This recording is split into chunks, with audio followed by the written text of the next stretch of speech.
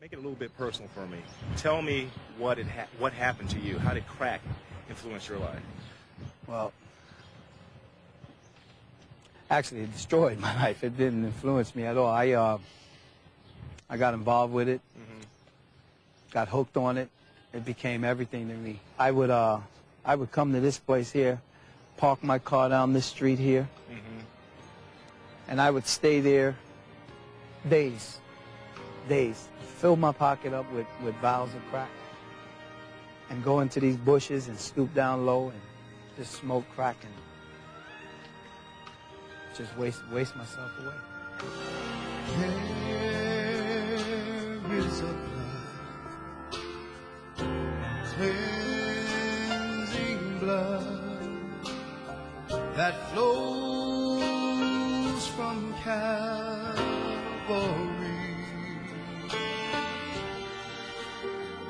and in this blood there's a saving power, for it washes white and makes me clean. I'm clean. Oh, I'm clean. I seen a lot of hurt, a lot of pain. I seen mothers give their children up for men to sleep with. And it was all in the name of this drug. I've heard that it has a voice. I mean, did you ever hear a voice coming from crack? It will call you. It will call you. That's true. Yes. There was a time I stopped smoking crack for almost 6 months. And we were doing fine. And just all of a sudden, I got up and I went out without even thinking.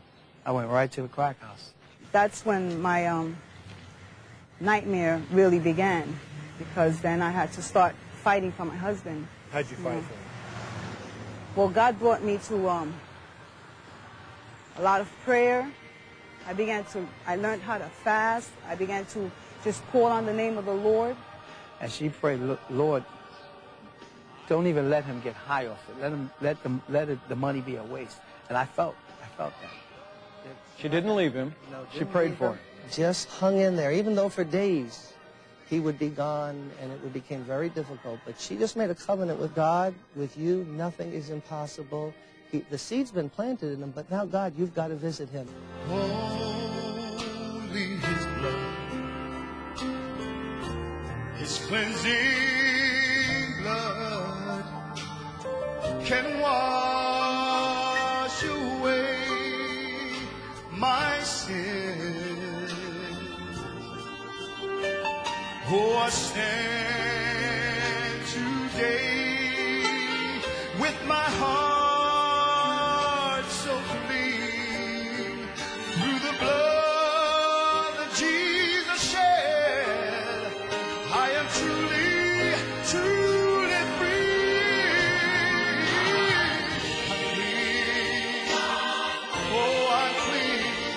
I'm washed in His blood. Yeah. This is it. Yeah? What went on here? This is where I brought it, smoked it.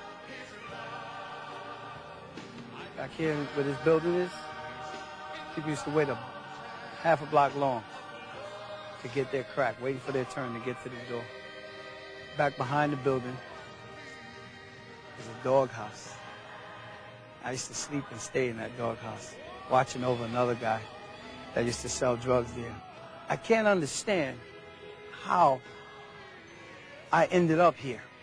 I never hoped to. I didn't mean to, but I ended up here having a home, having a family, having a nice, beautiful apartment. I was sleeping in a doghouse. So one night we did go to the prayer meeting, my children and I, and Calvin had been away like 4 days from the home. And I went home, and my wife and children weren't there. They were at a prayer meeting. And I laid down to sleep, and I couldn't sleep. And I heard God's voice calling me. I was compelled to get on the train and go to the church. And when I walked in, all I heard was Calvin. Lord, save him. Lord, bring him. Lord, draw him to this building. And I walked in on that. He happened to walk straight down the aisle where a bride would walk, and he just fell to the knees, and the pastor said, and here he is. I had run for so long, and now I was tired of running. And I began to cry, God, please make me clean.